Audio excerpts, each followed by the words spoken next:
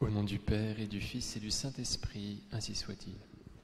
Veni Creator Spiritus, mentes turum visitam, imple superna gratia, que tu creasti pectora.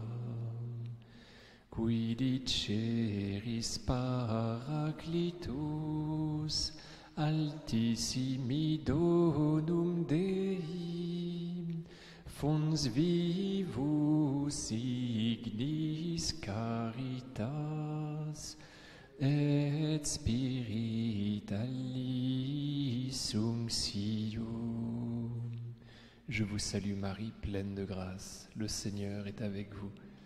Vous êtes bénie entre toutes les femmes, et Jésus, le fruit de vos entrailles, est béni. Sainte Marie, Mère de Dieu, priez pour nous pauvres pécheurs, maintenant et à l'heure de notre mort. Nos saints anges gardiens, Saint Paul, au nom du Père et du Fils et du Saint-Esprit, ainsi soit-il.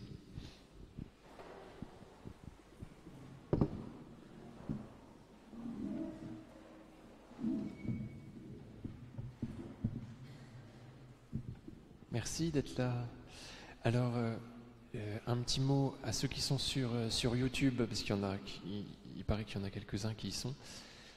Cette feuille est en ligne, elle est sur le site, donc je pense sur la page où il y a mon cours, voilà, où il y a cours sur Saint Paul, et je pense que vous trouvez, je ne sais pas où vous êtes, vous trouvez la feuille. Comme ça, vous pouvez lire en même temps. Alors, le deuxième voyage missionnaire de Paul, il démarre à Antioche, qui est son camp de base, voilà, que vous voyez là, qui est au nord de Damas. Et il va donc faire un tour en Anatolie, en Asie mineure. Il va passer en Europe, vous voyez. Il va prendre la mer à Troas. Donc bon courage pour... c'est pas très gros. J'ai dû compresser au maximum. Je ne pouvais pas en mettre moins. Mais voilà. Il passe en Europe, vous voyez, en Grèce, en Macédoine tout d'abord. Il arrive à Néapolis, qui est le port de Philippe. Il va jusqu'à Philippe. Et puis il se rend à Thessalonique en passant par 2 autres villes. Ensuite, il va à Bérée, Athènes, Corinthe, Éphèse, Césarée et puis Antioche.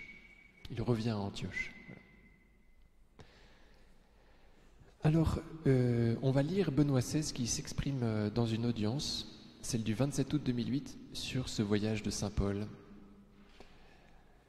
qui est un petit résumé du voyage. Donc c'est un résumé, si vous voulez, moins condensé de celui que je viens de vous faire, un petit peu plus détaillé, et puis après on entrera dans le détail. Paul traversa l'Anatolie centrale, donc la Turquie, et rejoint la ville de Troas, sur la côte nord de la mer Égée. C'est là qu'eut lieu un événement important. Il vit en rêve un Macédonien de l'autre côté de la mer, c'est-à-dire en Europe, qui disait « Viens et aide-nous ». C'était la future Europe qui demandait l'aide et la lumière de l'Évangile. Il prit la mer pour la Macédoine, entrant ainsi en Europe. Ayant débarqué à Néapolis, il arriva à Philippe, où il fonda une belle communauté, puis il passa à Thessalonique. Ayant quitté ce lieu à la suite de difficultés créées par les Juifs, il se rendit à Athènes. Le discours de l'Aréopage, rapporté dans les Actes des Apôtres, est le modèle de la manière de traduire l'Évangile dans la culture grecque. Puis d'Athènes, il arriva à Corinthe, où il s'arrêta 1 année et demie. Et nous avons ici un événement chronologique très sûr, le plus sûr de toute sa biographie, parce que durant ce premier séjour à Corinthe, il dut se présenter, accusé de culte illégitime, devant le gouverneur de la province sénatoriale d'Achaïe, le proconsul Gallion. Or, il existe à propos de Gallion une inscription antique retrouvée à Delphes, par des Français d'ailleurs, disant qu'il était proconsul à Corinthe de l'an 51 à l'an 53. Nous avons donc une date absolument certaine. Le séjour de Paul à Corinthe se déroula dans ces années-là. Puis de Corinthe, en passant par Sancré, port oriental de la ville, il se dirigea vers la Palestine, rejoint Césarée maritime, remonta à Jérusalem, puis revint à Antioche. Ah, il passe par Jérusalem. Oui, ça, j'ai pas noté ça. Il manque une étape. Alors voilà, donc on va se plonger dans les actes des apôtres. Donc on lit tout et puis après, petit commentaire. Donc on va regarder les 3 chapitres, chapitre 16. Donc là, nous avons les derniers versets du chapitre 15 et nous nous arrêterons sur les chapitres 16, 17 et 18 que je n'ai pas réussi à mettre dedans, mais le chapitre 18 traite du passage à Corinthe et ça fait partie du deuxième voyage, donc je vous en parlerai même si vous ne pourrez pas suivre. Paul, lui, choisit pour compagnon Silas et s'en alla, remis par les frères à la grâce du Seigneur. Il traversait la Syrie et la Cilicie. Donc, vous voyez, la Syrie, c'est ce qu'il y a entre Antioche et Tarse, et la Cilicie, c'est la région dont Tarse est la capitale. Vous voyez à peu près, même si ce n'est pas écrit sur la carte, mais vous voyez à peu près où sont ces régions. En affermissant les églises, il arriva ensuite à Derbé, puis à Lystre, où il était déjà passé. Il y avait là un disciple nommé Timothée. Sa mère était une juive devenue croyante, mais son père était grec. À Lystre et à Iconium, les frères lui rendaient un bon témoignage. Paul désirait l'emmener, il le prit avec lui et le fit circoncire à cause des Juifs de la région, car ils savaient tous que son père était grec. Dans les villes où Paul et ses compagnons passaient, il transmettait les décisions prises par les apôtres et les anciens de Jérusalem pour qu'elles entrent en vigueur. Les églises s'affermissaient dans la foi et le nombre de leurs membres augmentait chaque jour. Paul et ses compagnons traversèrent la Phrygie et le pays des Galates. Alors la Phrygie, vous voyez où est Troas, ou bien Troie, au nord-ouest de la Turquie, de l'Anatolie. Eh bien la Phrygie, c'est une région qui est au sud-est de cette ville. Voilà, la Phrygie. Et la Galatie, alors le pays des Galates, c'est tout ce qui est au nord de la Turquie. C'est la région centrale nord de la Turquie, mais c'est marqué. Ils traversèrent la Phrygie et le pays des Galates, car le Saint-Esprit les avait empêchés de dire la parole dans la province d'Asie. Vous voyez, ils ont voulu partir vers l'est, mais ça n'a pas marché, l'Esprit Saint s'y est opposé. Arrivés en Mysie, alors c'est la région qui colle au sud-est, Troie. Ils essayèrent d'atteindre la Bithynie, qui est une région qui est au nord-est de Troie. Mais l'Esprit Saint de Jésus s'y opposa. Ils longèrent alors la Mysie. Et là, la Mysie, mais je ne sais pas trop où c'est, mais vous voyez, c'est dans le coin de Troie. Et descendirent jusqu'à Troas. Pendant la nuit, Paul eut une vision. Un Macédonien lui apparut, debout, qui lui faisait cette demande. Passe en Macédoine et viens à notre secours. Donc vous voyez où est la Macédoine ? C'est marqué sur la carte. Voilà. C'est le pays d'Alexandre le Grand. À la suite de cette vision de Paul, nous avons aussitôt cherché à partir pour la Macédoine, car nous en avons déduit que Dieu nous appelait à y porter la bonne nouvelle. De Troas, nous avons gagné le large et filé tout droit sur l'île de Samothrace. Donc elle n'est pas sur la carte, mais elle est, vous voyez, au nord de la mer Égée, entre Troie et Néapolis.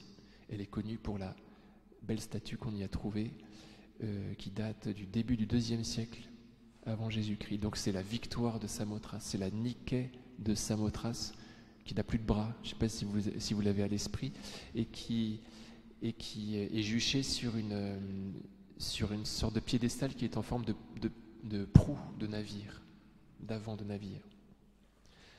Voilà. Elle est découverte par un certain Charles Champoiseau. Et elle est connue que pour ça, cette île, j'ai l'impression. Alors voilà. Puis le lendemain, sur Néapolis. Donc ils arrivent en Europe. Néapolis, c'est le port de Philippe. Et ensuite, sur Philippe, qui est une cité du premier district de Macédoine et une colonie romaine. Nous avons passé un certain temps dans cette ville et le jour du sabbat, nous en avons franchi la porte pour rejoindre le bord de la rivière où nous pensions trouver un lieu de prière. Pas de synagogue, hein, mais pardon, on y reviendra. Il ne faut pas que je m'arrête trop. Nous nous sommes assis et nous avons parlé aux femmes qui s'étaient réunies. L'une d'elles, nommée Lydie, une négociante en étoffe de pourpre originaire de la ville de Thyatire et qui adorait le Dieu unique, écoutait. Le Seigneur lui ouvrit l'esprit pour la rendre attentive à ce que disait Paul. Quand elle fut baptisée, elle et tous les gens de sa maison, elle nous adressa cette invitation. « Si vous avez reconnu ma foi au Seigneur, venez donc dans ma maison pour y demeurer. » C'est ainsi qu'elle nous a forcé la main. Comme nous allions au lieu de prière, voilà que vint à notre rencontre une jeune servante qui était possédée par un esprit de divination. Elle rapportait de gros bénéfices à ses maîtres par ses oracles. Elle se mit à nous suivre, Paul et nous, et elle criait « Ces hommes sont des serviteurs du Dieu Très-Haut, ils vous annoncent le chemin du salut. » Elle faisait cela depuis plusieurs jours, quand Paul, excédé, se retourna et dit à l'esprit « Au nom de Jésus-Christ, je te l'ordonne, sors. » Et à l'instant même, il sortit. Les maîtres, voyant s'en aller l'espoir de leurs bénéfices, se saisirent de Paul et de Silas et les traînèrent sur la place publique auprès des autorités. Puis ils les firent comparaître devant les magistrats en disant « Ces gens troublent notre cité, ils sont juifs, et ils prônent des coutumes que nous n'avons pas le droit d'accepter ni de pratiquer, nous qui sommes citoyens romains. » Alors la foule se déchaîna contre Paul et Silas. Les magistrats ordonnèrent de leur arracher les vêtements pour leur donner la bastonnade. Après les avoir roués de coups, on les jeta en prison en donnant aux geôliers la consigne de les surveiller de près. Pour appliquer cette consigne, il les mit tout au fond de la prison, avec les pieds coincés dans des blocs de bois. Vers le milieu de la nuit, Paul et Silas priaient et chantaient les louanges de Dieu, et les autres détenus les écoutaient. Tout à coup, il y eut un violent tremblement de terre qui secoua les fondations de la prison. À l'instant même, toutes les portes s'ouvrirent et les liens de tous les détenus se détachèrent. Le geôlier, tiré de son sommeil, vit que les portes de la prison étaient ouvertes. Croyant que les détenus s'étaient évadés, il dégaina son épée et il était sur le point de se donner la mort. Mais Paul se mit à crier d'une voix forte « Ne va pas te faire de mal, nous sommes tous là. » Ayant réclamé de la lumière, le geôlier se précipita et tout tremblant se jeta aux pieds de Paul et de Silas. Puis il les emmena dehors et leur demanda « Que dois-je faire pour être sauvé, mes seigneurs ?» Ils lui répondirent « Crois au Seigneur Jésus et tu seras sauvé, toi et toute ta maison. » Ils lui annoncèrent la parole du Seigneur ainsi qu'à tous ceux qui vivaient dans sa maison. Alors même, en pleine nuit, le geôlier les emmena pour laver leurs plaies. Aussitôt, il reçut le baptême avec tous les siens. Puis il fit monter chez lui Paul et Silas, il fit préparer la table et avec toute sa maison, il laissa déborder sa joie de croire en Dieu. Quand il fit jour, les magistrats envoyèrent leurs gardes dire au geôlier « Relâche ces gens ». Le geôlier rapporta ces paroles à Paul, les magistrats ont envoyé dire de vous relâcher. Sortez donc maintenant et partez en paix. Mais Paul dit aux gardes « Ils nous ont fait flageller en public, sans jugement, alors que nous sommes citoyens romains. Ils nous ont jetés en prison, et maintenant c'est à la dérobée qu'ils nous expulsent. Il n'en est pas question qu'ils viennent eux-mêmes nous faire sortir. » Les gardes rapportèrent ces paroles aux magistrats. Ceux-ci furent pris de peur en apprenant que c'étaient des Romains. Ils vinrent donc les apaiser, ils les firent sortir en leur demandant de quitter la ville. Une fois sortis de la prison, Paul et Silas entrèrent chez Lydie. Ils virent les frères et les réconfortèrent, puis ils partirent.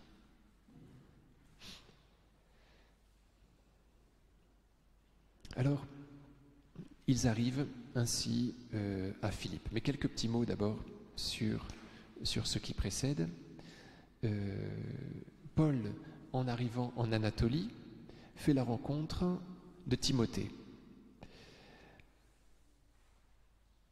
Où est-ce qu'il le rencontre déjà ? Il le rencontre à Lystre. Voilà. Il reçoit, vous voyez, de deux villes, un bon témoignage. Donc Paul n'embarque pas n'importe qui. On sent qu'il est assez autoritaire, vous voyez, parce qu'il veut l'emmener.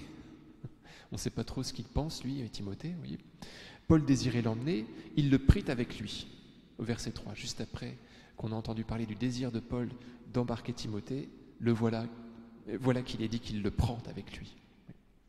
Et il le fait circoncire, le pauvre gars, à cause des Juifs de la région, car ils savaient tous que son père était grec. Alors Timothée est de mère juive et de père païen, il a beau être versé dans les Écritures depuis l'enfance, comme Paul le lui rappellera aimablement dans la deuxième lettre qu'il lui écrira, il a beau être versé dans les Écritures depuis son enfance, il n'est pas circoncis. Ce à quoi Paul remédie, entre guillemets, en vue de la mission dans laquelle il compte l'entraîner.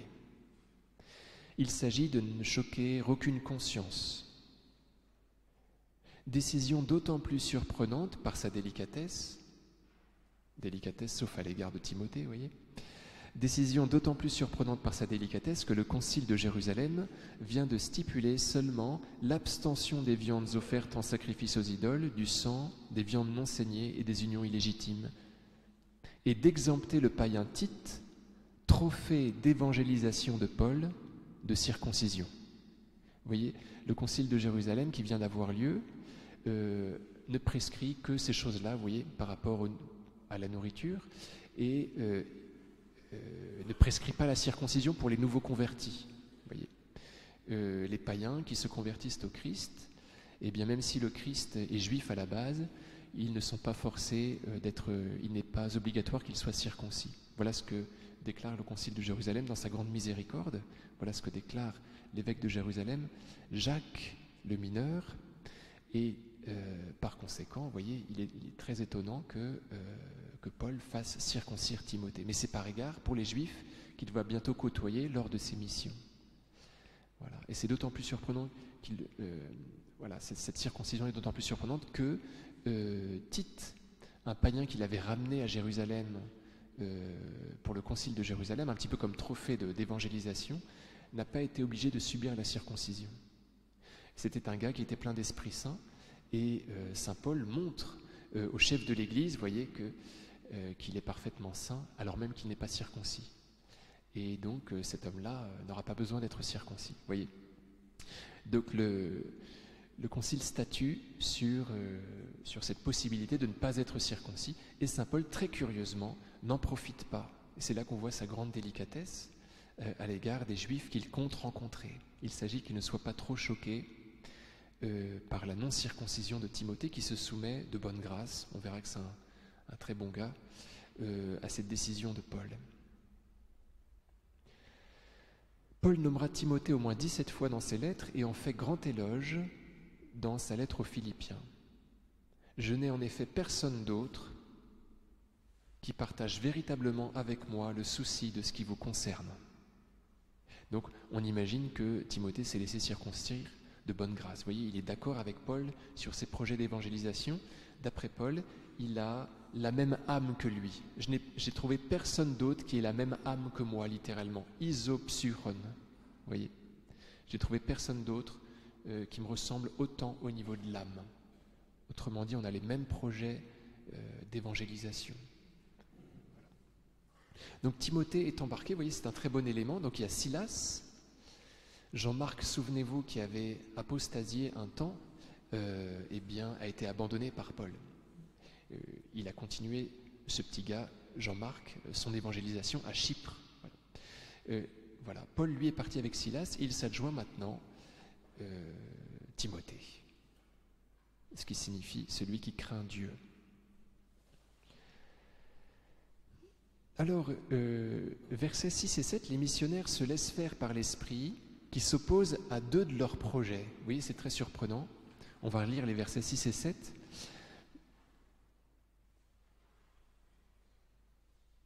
Oui, au chiffre 6.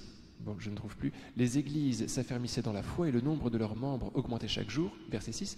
Paul et ses compagnons traversèrent la Phrygie et le pays des Galates, car le Saint-Esprit les avait empêchés de dire la parole dans la province d'Asie.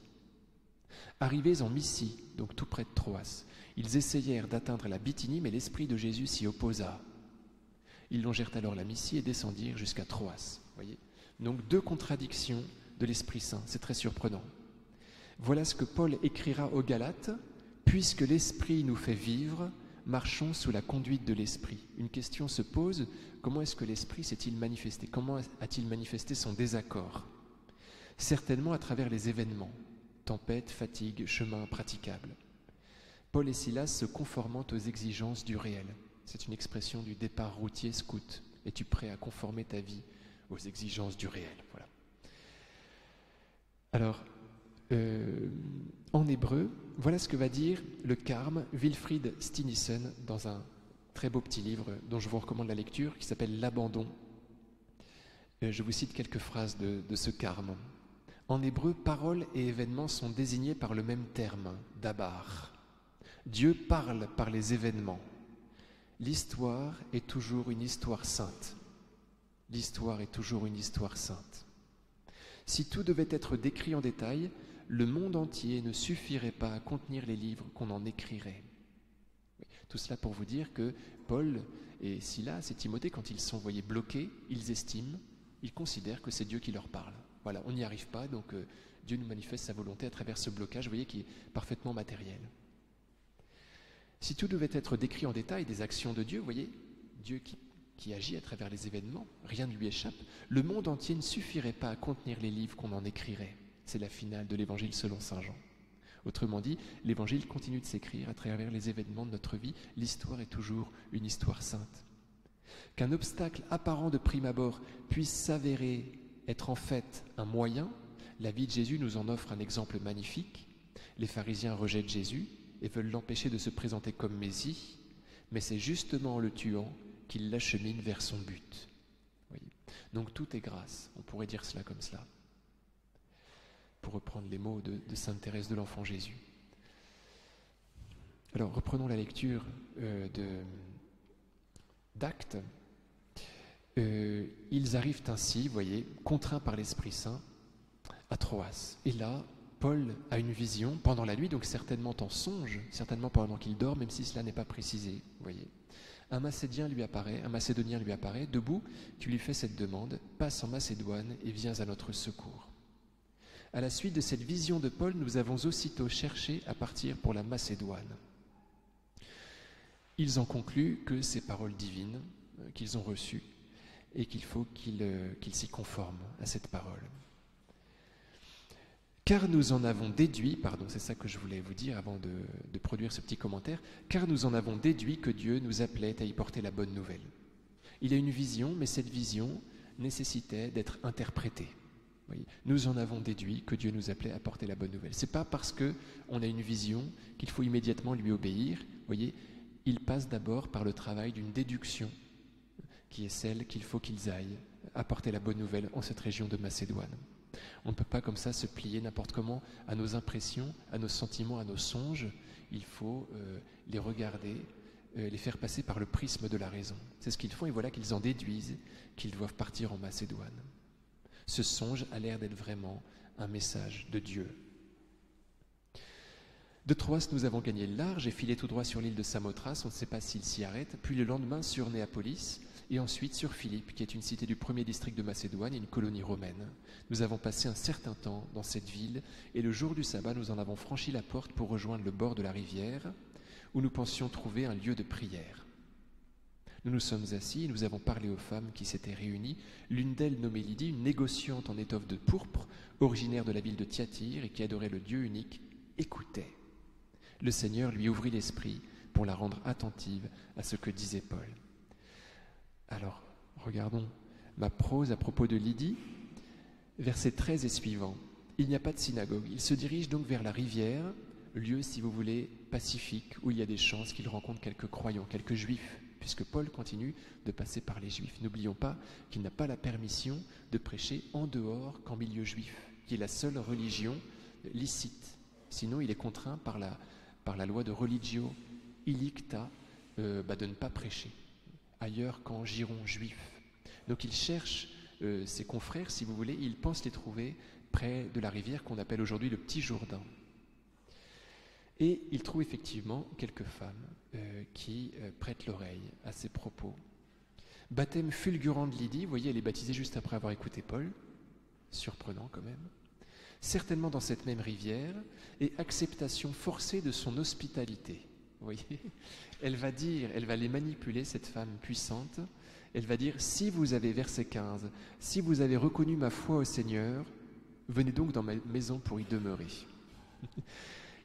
Vous voyez, ils ne peuvent pas dire qu'ils n'ont pas reconnu sa foi, étant donné qu'ils viennent de la baptiser. Donc ça serait, vous voyez, si vous avez reconnu ma foi, si effectivement je suis croyante comme vous le pensez, venez chez moi. Voilà, ce sera la preuve que vous croyez vraiment en ma propre foi. Voilà. Ils étaient bien obligés d'y aller puisqu'ils venaient de baptiser Lydie. Vous voyez comme elle s'y prend pour avoir l'honneur d'héberger ces hommes dont elle pressent qu'ils sont des personnages illustres. Et Saint Luc, parce que c'est lui qui parle, donc il est le 4e personnage, j'ai oublié de le dire, vous voyez, en acte, il s'exprime à la première personne du pluriel, c'est Saint Luc qui parle, le médecin bien-aimé, et bien dit, non sans humour, qu'ils ont été forcés d'accepter l'invitation. Elle nous a forcé la main. Alors, comme nous allions au lieu de prière, donc il continue d'aller à la recherche des Juifs, vous voyez, dans l'espoir de les convertir, donc vers la rivière. Et là, eh bien, ils font la rencontre de cette jeune femme qui est possédée par un esprit de divination. Saint Paul va invectiver cet esprit après un certain temps. Vous voyez. On ne sait pas pourquoi il ne l'a pas fait dès le départ, mais c'est dans l'excès de sa colère qu'à un moment donné, il se retourne vers elle, vers cette fille, et l'exorcise. Donc c'est intéressant de voir que l'action de Dieu passe aussi par la colère de Paul. C'est étonnant, vous voyez, à un moment donné, Paul pète un câble, et Dieu fait du bien à travers lui. Je reviens à ce que j'écris. L'esprit chassé disait vrai. Ben oui, parce qu'elle dit que ces hommes sont envoyés du Dieu très haut. C'est de la magie blanche. C'est-à-dire que c'est le démon, c'est le démon. S'il est exorcisé, s'il est expulsé, c'est qu'il ne peut être que le démon, cet esprit, vous voyez. Sinon, Paul ne l'expulserait pas. Et ce démon fait dire à cette jeune fille la vérité. Donc c'est de la magie blanche, vous voyez. C'est le rebouteux qui est capable de faire advenir un bien, mais il ne faut pas recourir à cette magie parce qu'elle est payante, toujours.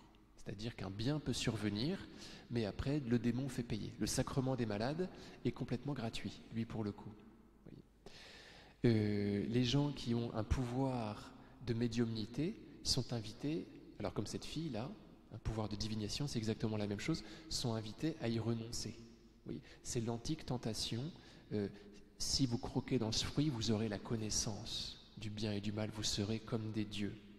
Et le démon continue, vous voyez, de tenter de connaissance indue nombre de personnes qui le revêt d'un pouvoir de connaissance, oui, qu'elles sont tentées d'utiliser, et cela ne vient pas de Dieu. Voilà. Ça vient parfois de Dieu, mais c'est extrêmement rare. Parce que Dieu veut qu'on connaisse les choses en travaillant, et surtout qu'on lui fasse confiance. Vous voyez, il lui plaît de nous laisser dans la nuit, et qu'on arrive à la connaissance par un labeur. Il faut qu'on respecte cela. Le démon, lui, tente de connaître, vous voyez, sans effort, et parce que on ne répond pas suffisamment à son appel, il revêt certaines personnes d'un pouvoir de médiumnité auquel elles doivent renoncer. C'est très important. Et c'est un pouvoir qui ne vient pas de Dieu, bien évidemment. Donc il exorcise cette fille, voilà. Où est-ce que j'en suis ?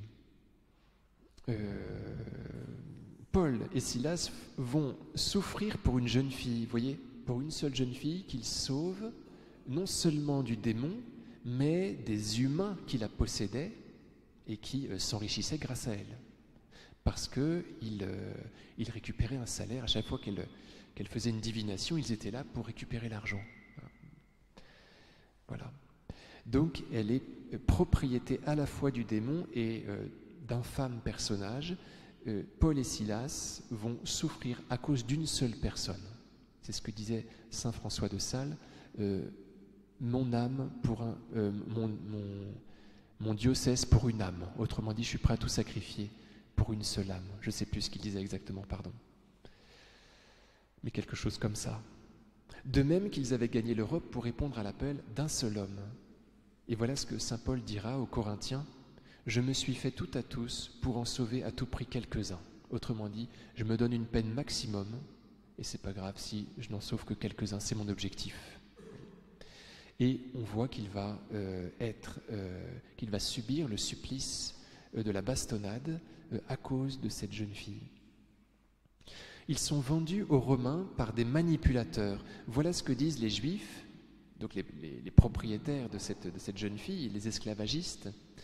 Ils prônent des coutumes que nous n'avons pas le droit d'accepter ni de pratiquer, nous qui sommes citoyens romains. Donc ils se plaignent à l'autorité romaine en disant cela. Vous voyez, ils sont extrêmement flous. Ils prônent des coutumes que nous n'avons pas le droit d'accepter ni de pratiquer, nous qui sommes citoyens romains. Autrement dit, ces pratiques dont je ne vous donne pas le détail, eh bien, elles nous peinent, elles nous choquent, nous qui sommes citoyens romains. Alors, le consul, à ce moment-là, devrait s'enquérir de ce qu'ils ont fait précisément, mais il a tellement peur de ces gens-là qu'il ne cherche pas à savoir, et il va jeter au fer, ou plutôt au bois, Paul et Silas. Alors, cela m'a fait penser, vous savez, à Pilate recevant la visite de ceux qui livrent Jésus. Au chapitre 18 de l'Évangile selon saint Jean. Pilate sortit donc à leur rencontre et demanda « Quelle accusation portez-vous contre cet homme ?» Ils lui répondirent « S'il n'était pas un malfaiteur, nous ne te l'aurions pas livré. » Oui, en fait, ils ne savent pas quoi dire.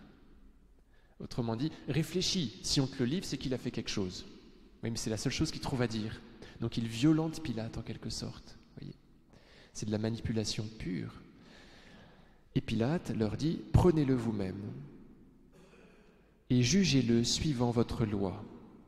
Les Juifs lui dirent, alors même qu'ils ne savaient pas quoi produire, vous voyez, comme accusation, nous n'avons pas le droit de mettre quelqu'un à mort. Et se côtoient, vous voyez, dans cette même introduction de l'épisode chez Pilate, vous voyez, la méconnaissance des Juifs sur les accusations contre Jésus, vous voyez, ils ne savent pas quoi dire, et leur désir qu'il meure. Et ils vont contraindre Pilate en disant, voilà, réfléchis, mon grand, si on te le livre, nous les Juifs, qui ne sommes pas des idiots, c'est qu'il a fait quelque chose de mal. Et c'est exactement ce qui se passe, vous voyez, pour Paul et Silas. Ils sont livrés à l'autorité romaine sans explication. Voilà, c'est une livraison, vous comprenez ce que je veux dire, voyez. Il rudoie l'autorité romaine, qui ne peut plus rien dire. Voilà, alors il va y avoir un grand tremblement de terre, tout concourt au bien de ceux qui aiment Dieu, dira saint Paul. Tous les prisonniers entendent cette louange, et ils vont tous être libérés. Les chaînes vont tomber aussi de leurs mains, c'est intéressant, vous voyez. Parce que Dieu, quand il libère quelqu'un, il veut que tout le monde le soit, il veut que la fête soit complète. Il s'agit que ces personnes soient gagnées au Christ, donc le Christ les libère. Voyez. Ils ont entendu la louange de lui, il faut qu'ils comprennent que c'est lui qui les libère, voyez, puisqu'ils ont entendu chanter les louanges de Jésus, et voilà que leurs chaînes tombent. Donc ils comprennent que c'est par Jésus qu'ils sont libérés. Les murailles de Jéricho étaient tombées à force de louanges, c'est ce qui se passe là aussi. Vous voyez, le tremblement de terre survient parce que Paul et Silas ne sont pas démontés et ont loué Dieu dans leurs difficultés. Et pardon, j'ai oublié de mentionner le fait qu'avant, ils ont subi la bastonnade. C'est ce que dit saint Paul dans la première lettre aux Corinthiens. Il parle, chapitre 11, il parle de ses blessures. C'est la deuxième lettre aux Corinthiens, pardon, chapitre 11, il parle de ses blessures. Vous savez, il dit qu'il a reçu 5 fois les 39 coups de fouet. Donc ça, c'est punition juive.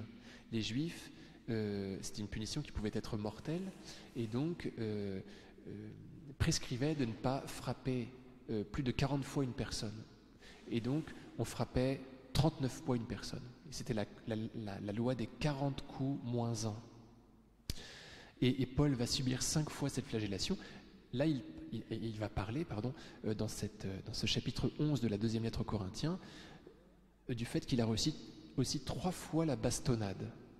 On ne sait pas à quel endroit il a reçu la bastonnade, sinon au chapitre 16. Vous voyez, c'est une des 3 fois dont parle Paul dans la deuxième lettre aux Corinthiens. Il reçoit cette bastonnade, et là, il n'y avait pas de limite. Il n'y avait pas de limitation. On le sait avec le Seigneur Jésus, qui a reçu, nous dit le suaire, 120 coups, déchirant sa chair. Autrement dit, 3 fois plus que ce que les Juifs permettent d'infliger à un supplicié. Vous voyez. Donc Jésus a été châtié, flagellé par les Romains, et on peut imaginer que pour saint Paul, ça a peut-être été comme ça, vous voyez, parce qu'il n'y avait pas de limite de la part des Romains. Donc ils sont mis au fer, ils sont mis au bois, plein de blessures, si vous voulez. Donc ils chantent les louanges de Dieu d'une façon particulièrement héroïque, magnifique. Vous voyez. Ils chantent vraiment dans la difficulté et ils déconcertent leur entourage. Donc les chaînes tombent des mains de tout le monde et le geôlier va croire qu'ils sont partis et donc prévoit de se donner la mort. Vous voyez ce que j'ai écrit à la fin de la page 2. Les soldats devaient subir le même sort que ceux qu'ils avaient laissés échapper. C'est ce qui se passe, vous savez, quand Hérode constate la disparition de Pierre en acte 12, il fait mettre à mort ceux qui devaient le garder. Les soldats devaient subir le même sort que ceux qu'ils avaient laissés échapper. Le geôlier prend les devants. Il sort son épée pour se tuer, pour se suicider. Et saint Paul, d'une voix forte, lui interdit ce suicide. Et le voilà qu'il se jette tout tremblant aux pieds de Paul, tremblant cette fois d'avoir maltraité des envoyés du ciel. Parce qu'il ne fait pas de doute que ces gens-là, qui sont sauvés, vous voyez, par force de tremblement de terre, sont protégés par Dieu.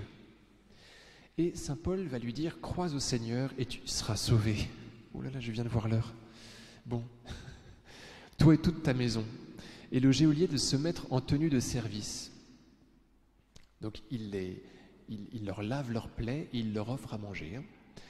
Cela nous fait penser à cette phrase de la lettre de Saint Jacques, « C'est par mes œuvres que je te montrerai la foi. » Saint Paul lui demande de bien vouloir croire, et voilà que le geôlier se met à faire le bien.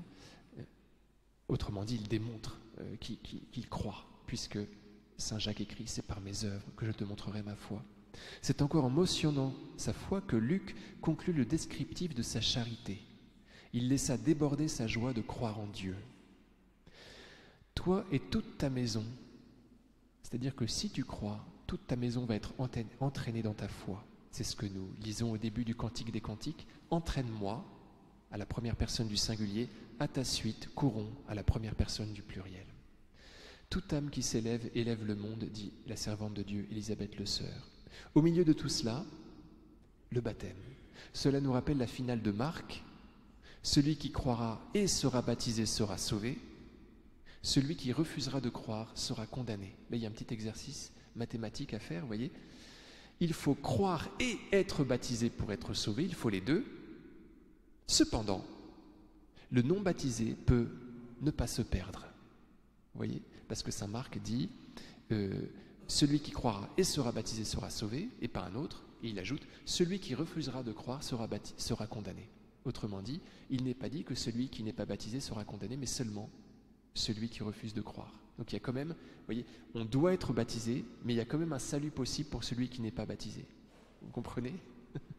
Alors, on retrouve en acte cette dualité à propos du geôlier. Vous voyez, le geôlier croit et reçoit le baptême, cependant Paul lui commande seulement de bien vouloir croire. C'est très intéressant, je trouve. En Actes 16, 34, je change d'idée, il fit préparer la table, et cela nous fait penser à l'expression de la première lettre aux Corinthiens, chapitre 10, « Vous ne pouvez pas prendre part à la table du Seigneur et en même temps à celle des démons. Certainement qu'est célébrée dans la maison de ce geôlier la Sainte Eucharistie et que sa maison devient église domestique, de même qu'était devenue église domestique la maison de Lydie quelques temps plus tôt. » Alors ensuite, on ordonne de les faire sortir. Vous voyez, ils se rendent compte, les autorités romaines, qu'ils ont écouté un petit peu trop rapidement les Juifs. Ils se sont dit, bon, c'est fait complètement avoir. Qu'est-ce qu'ils ont fait, ces pauvres gars? Donc voilà, on les fait sortir. Et ils ne veulent pas prendre le risque, vous voyez, d'être inquiétés. Donc ils ne se rendent pas à la prison. Vous voyez, ils essaient de les faire sortir sans avoir à les côtoyer, parce qu'ils se sentent coupables.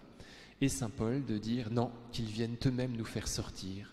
Paul sait se défendre, ses persécuteurs doivent assumer. Et cela nous fait penser au procès du Seigneur. Si j'ai mal parlé, quand Jésus se prend une gifle, vous savez, il réplique au garde qui vient de le gifler, si j'ai mal parlé, montre ce que j'ai dit de mal, mais si j'ai bien parlé, pourquoi me frappes-tu? Alors, Philippe devient une église généreuse et chère au cœur de Paul. Chaque fois que je prie pour vous tous, c'est avec joie que je le fais, à cause de votre communion avec moi dès le premier jour jusqu'à maintenant, pour l'annonce de l'Évangile. Vous les Philippiens, vous le savez, dans les premiers temps de l'annonce de l'Évangile, au moment où je quittais la Macédoine, je n'ai eu ma part dans les recettes et dépenses d'aucune église, excepté la vôtre. À Thessalonique déjà, vous m'avez envoyé, et même 2 fois, ce dont j'avais besoin. Donc Paul, vous savez, se vante toujours de n'être à la charge de personne, mais il dit aux Philippiens qu'il a bien voulu quand même se laisser aider par eux, et ce fut le cas quand il était à Thessalonique, où il va avoir beaucoup de problèmes. Donc on va regarder, donc après Philippe, il va à Thessalonique. On lit tout simplement, pour que je ne vous libère pas trop tard. On va lire, je ne vais plus rien commenter, si vous voulez.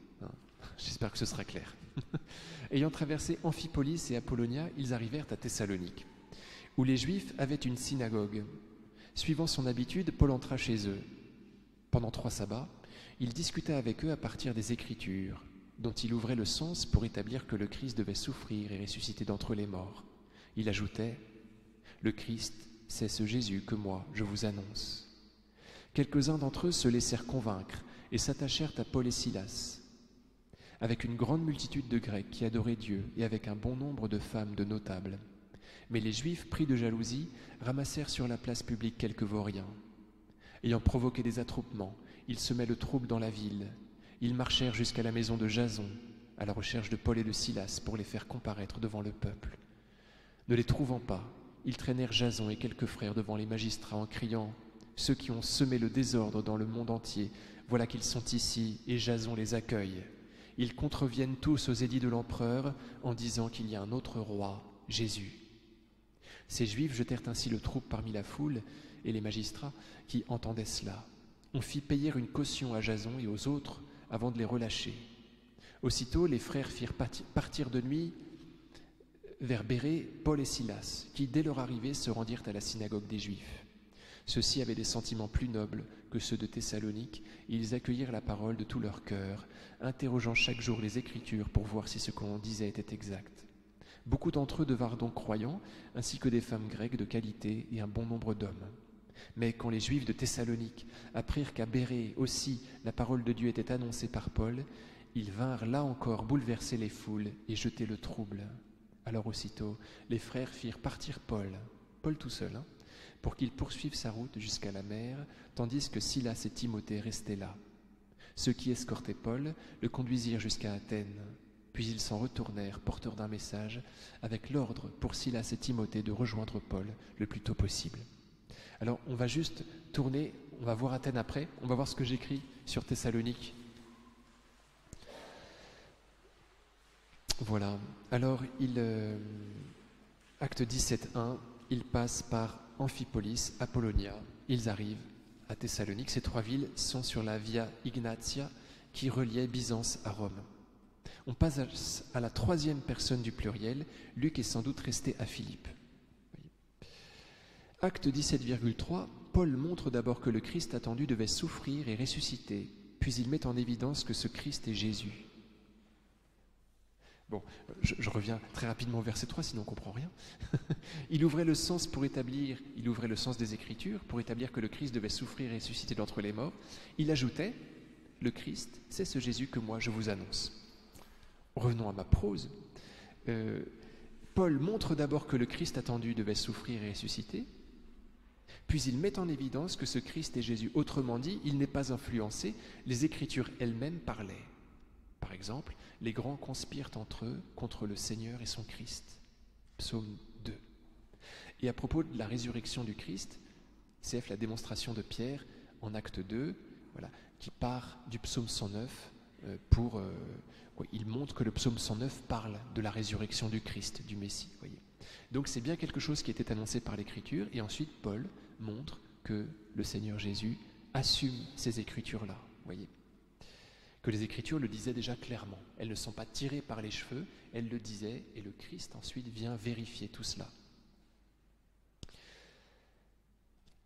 Acte 17,4, quelques Juifs, beaucoup de Grecs, donc quelques Juifs seulement, beaucoup de païens et bon nombre de femmes de notables se convertissent, et cela nous fait penser au Seigneur Jésus, à la suite duquel, d'après Luc 8, marchaient beaucoup de femmes influentes, Suzanne, etc., Marie-Madeleine. En Actes 17,5, Jason, qui héberge Paul et Silas et Timothée, souffre à cause d'eux. On vient les chercher chez lui, ils n'y sont pas, on le traîne devant les autorités romaines et on va lui demander de bien vouloir payer une amende pour le fait qu'il a hébergé des gens qui contreviennent à la loi. Pour faire du remue-ménage, on recrute des vauriens. Et cela nous fait penser que c'est certainement de cette façon que la foule qui avait ovationné Jésus avait dû être retournée. Voyez, les ennemis du Christ avaient dû travailler la foule au corps, payer des vauriens, voyez, pour l'exciter et la retourner finalement en quelques heures. Donc, ceux qui avaient acclamé le Seigneur Jésus quand il entrait à Jérusalem sont ceux qui vont crier ensuite « Crucifie-le » devant Pilate.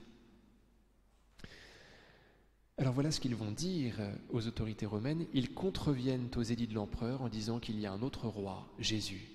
Et cela nous fait penser au procès du Christ. Dès lors, Pilate cherchait à le relâcher, mais des Juifs se mirent à crier « Si tu le relâches, tu n'es pas ami de l'empereur. Quiconque se fait roi s'oppose à l'empereur. » Voyez. Parmi ces frères qui font fuir Paul, donc Paul est obligé de fuir avec l'aide des frères, il y a sans doute Jason qui vient de payer une amende pour lui. Donc personnage assez illustre. Il arrive ensuite, donc les trois missionnaires arrivent à Bérée, où ils vont trouver des juifs plus nobles. Voilà comment est-ce que saint Paul comprend ce qu'est noblesse. Vous voyez, c'est la courtoisie, l'amabilité. Voilà. Alors, il y a des juifs qui arrivent de Thessalonique à Bérée pour savonner la planche de Paul, si vous voulez. Il va être obligé de fuir à Athènes sous escorte. Oui, c'est vous dire un petit peu la violence. Et c'est surtout à lui qu'on en veut parce que c'est lui qu'on exfiltre, si vous voulez. Timothée et Silas restent un petit temps à Bérée, voilà. Ou à Thessalonique, on ne sait pas trop. Acte 16-17. À Athènes, en attendant que l'y rejoignent Timothée et Silas, Paul évangélise seul, car il n'y tient plus. 1 Corinthiens 9-16. Malheur à moi si je n'annonce pas l'évangile. Ça nous fait penser au prophète Jérémie qui disait « J'ai comme en moi un feu dévorant qui me demande de bien vouloir annoncer la parole de Dieu. » Non seulement dans la synagogue, mais sur la place publique, ce qui est nouveau. Vous voyez, pour la première fois, saint Paul évangélise sur l'agora. Alors qu'il est seul, vous voyez, c'est surprenant. Donc il contrevient à la loi romaine, il n'a pas le droit de faire ça. On est en pays romain, si vous voulez. Athènes a été conquise par les Romains il y a 2 siècles. Voilà. Elle a eu le statut de ville libre, mais au début du 1er siècle avant Jésus-Christ, elle s'est révoltée, donc elle est à nouveau vraiment sous l'égide romaine, qui surveille les choses. Donc normalement, Paul n'a pas le droit de prêcher comme ça librement sur l'agora. Vous voyez, il le fait très courageusement, d'autant plus qu'il est seul.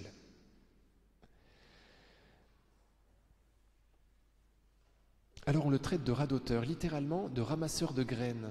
On traduirait bien par poule, si vous voulez. On a aussi traduit par perroquet, sans doute péjoratif.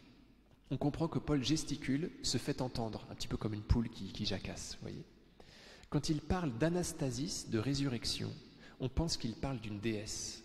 Voyez. Donc il parle de Jésus, de résurrection, et on dit tiens, il parle de divinité étrangère, ça nous intéresse. Voyez. Donc on comprend l'anastasis comme étant une déesse. La résurrection, l'anastasie, c'est d'emblée rejeté. C'est la fin du discours où il en est encore question, mais comme pierre d'achoppement. Voyez. Stoïciens et épicuriens, dont on dit, vous voyez qu'ils conversent avec Paul sur l'agora, stoïciens et épicuriens ne concevaient de survie que comme immortalité spirituelle. Alors, l'Aréopage, qui est, vous savez, une petite colline en contrebas de l'acropole, et c'est là qu'était rendu le jugement. À l'époque de Paul, il n'y a plus qu'un jugement religieux qui est rendu à cet endroit, sur l'Aréopage, vous voyez. Donc, l'Aréopage convoque Paul, ils sont friands des dernières nouvelles. Saint Paul écrira à Timothée, au gré de leur caprice, ils iront se chercher une foule de maîtres pour calmer leur démangeaison du nouveau. C'est ce qui se passe avec les Athéniens. Alors, devant l'Aréopage, en plein milieu, il se met au milieu de la foule, il y avait 150 personnes, il paraît, il va leur livrer un petit discours. Très belle captatio benevolentia, je ne sais pas si vous avez remarqué, voyez, vous êtes les plus religieux de tous les hommes. Il leur dit cela, parce qu'il a parcouru la ville et il a vu qu'il y avait des statues partout. Donc il les flatte un peu. Captatio benevolentia, qui n'est peut-être pas exempte d'un zeste d'ironie. J'ai fait une faute. Et il les appelle les superstitiosores, très très religieux. Voyez. Donc peut-être qu'il y a un petit sourire. Voyez. Ce sont des gens qui peut-être ont une attitude qui permet cela. Il leur dit, j'ai même trouvé un autel avec cette inscription au Dieu inconnu. On dédiait des autels au Dieu inconnu pour être sûr qu'aucun ne soit oublié. Paul emploie la formule au singulier, formule non attestée jusqu'à présent dans les inscriptions antiques. Sans doute change-t-il l'épigraphe consacrée, pluriel, pour les besoins de son discours. Saint Paul se sert donc d'un trou pour placer Jésus. Vous voyez, il va profiter du fait qu'ils adorent quelqu'un qu'ils ne connaissent pas pour leur révéler qui les adore en fait. Il prend soin de correspondre aux besoins de son auditoire pour ne pas l'importuner. Voilà ce que dit le Seigneur Jésus dans l'Évangile selon saint Luc. Il m'a envoyé porter la bonne nouvelle aux pauvres. Paul s'emploie à démontrer que, d'une part, Dieu fait. D'autre part, Dieu n'est pas fait. Vous voyez, Dieu est créateur. Il n'a pas à être créé par les humains. Vous voyez. Donc c'est le combat de l'idolâtrie. Non seulement il crée les hommes, mais il leur donne la vie. Ah pardon, on n'a pas lu le discours d'Athènes. On le lit quand même. Hein. Allez, encore 2 minutes de cours. Mais oui, si on ne le lit pas, vous ne pouvez rien comprendre de ce que je vous ai écrit. Alors où est-ce qu'on en était Verset 16. Pendant que Paul les attendait à Athènes, il avait l'esprit exaspéré en observant la ville livrée aux idoles. Il discutait donc à la synagogue avec les Juifs et ceux qui adorent Dieu, ainsi qu'avec ceux qu'il rencontrait chaque jour sur l'agora. Il y avait même des philosophes épicuriens et stoïciens qui venaient s'entretenir avec lui. Certains disaient « Que peut-il bien vouloir dire ce radoteur ?» Et d'autres « On dirait un prêcheur de divinités étrangères. » Ils disaient cela parce que Paul se faisait le messager de Jésus et de résurrection. Ils vinrent le prendre pour le conduire à l'Aréopage. Ils lui disaient « Pouvons-nous savoir quel est cet enseignement nouveau que tu proposes ? Tu nous rebats les oreilles de choses étranges. Nous voulons donc savoir ce que cela signifie. » Tous les Athéniens, en effet, ainsi que les étrangers de passage, ne consacraient leur temps à rien d'autre que dire ou écouter la dernière nouveauté. Alors Paul, debout au milieu de l'Aréopage, fit ce discours, « Athéniens, je peux observer que vous êtes en toutes choses des hommes particulièrement religieux. » Voilà la captatio benevolentiae. En effet, en me promenant et en observant vos monuments sacrés, j'ai même trouvé un autel avec cette inscription « Au Dieu inconnu », au singulier, alors que normalement, l'épigraphe, c'était « Au Dieu inconnu » au pluriel. Hein. Donc il adapte cette expression pour les besoins de son discours. Il va prêcher un Dieu unique. Or, ce que vous vénérez sans le connaître, voilà ce que moi, je viens vous annoncer. Le Dieu qui a fait le monde et tout ce qu'il contient, lui qui est Seigneur du ciel et de la terre, n'habite pas des sanctuaires faits de mains d'hommes. Il n'est pas non plus servi par des mains humaines, comme s'il avait besoin de quoi que ce soit, lui qui donne à tous la vie, le souffle et tout le nécessaire. À partir d'un seul homme, il a fait tous les peuples pour qu'ils habitent sur toute la surface de la terre, fixant les moments de leur histoire et les limites de leur habitat. Dieu les a faits pour qu'ils le cherchent et, si possible, l'atteignent et le trouvent, lui qui, en fait, n'est pas loin de chacun de nous. Car c'est en lui que nous avons la vie, le mouvement et l'être. Ainsi l'ont également dit certains de vos poètes, nous sommes de sa descendance. Si donc nous sommes de la descendance de Dieu, nous ne devons pas penser que la divinité est pareille à une statue d'or, d'argent ou de pierre, sculptée par l'art et l'imagination de l'homme. Et voici que Dieu, sans tenir compte des temps où les hommes l'ont ignoré, leur enjoint maintenant de se convertir tous et partout. En effet, auprès de tous, en le ressuscitant d'entre les morts. En effet, il a fixé le jour où il va juger la terre avec justice par un homme qu'il a établi pour cela, quand il l'a accrédité auprès de tous, en le ressuscitant d'entre les morts. Quand ils entendirent parler de résurrection des morts, les uns se moquaient, les autres déclarèrent « Là-dessus nous t'écouterons une autre fois ». C'est ainsi que Paul, se retirant du milieu d'eux, s'en alla. Cependant, quelques hommes s'attachèrent à lui et devinrent croyants. Parmi eux, il y avait Denis, Saint Denis l'Aréopagite, membre de l'Aréopage, et une femme donnée Damaris, ainsi que d'autres avec eux. Voilà. Alors, je reviens à ce que j'écrivais. Saint Paul prêche que Dieu fait et n'est pas fait. Non seulement il crée les hommes, mais il leur donne la vie, le souffle et tout le nécessaire. La vie, le mouvement et l'être. C'est la triade platonicienne. Ce Dieu qui crée et en lequel tout subsiste ne peut être créé.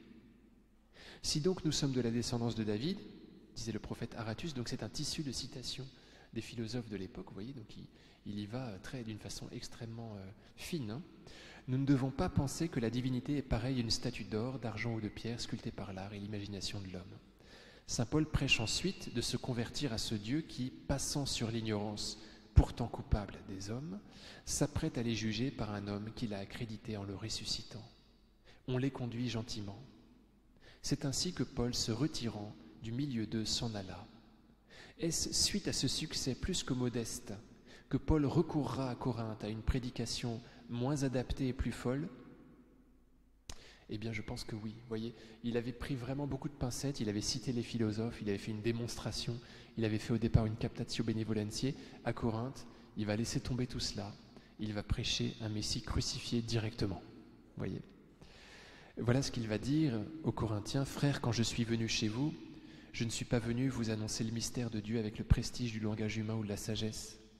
Parmi vous, je n'ai rien voulu connaître d'autre que Jésus-Christ, ce Messie crucifié. Et c'est dans la faiblesse, craintif et tout tremblant que je me suis présenté à vous. Mon langage, ma proclamation de l'Évangile n'avait rien d'un langage de sagesse qui veut convaincre.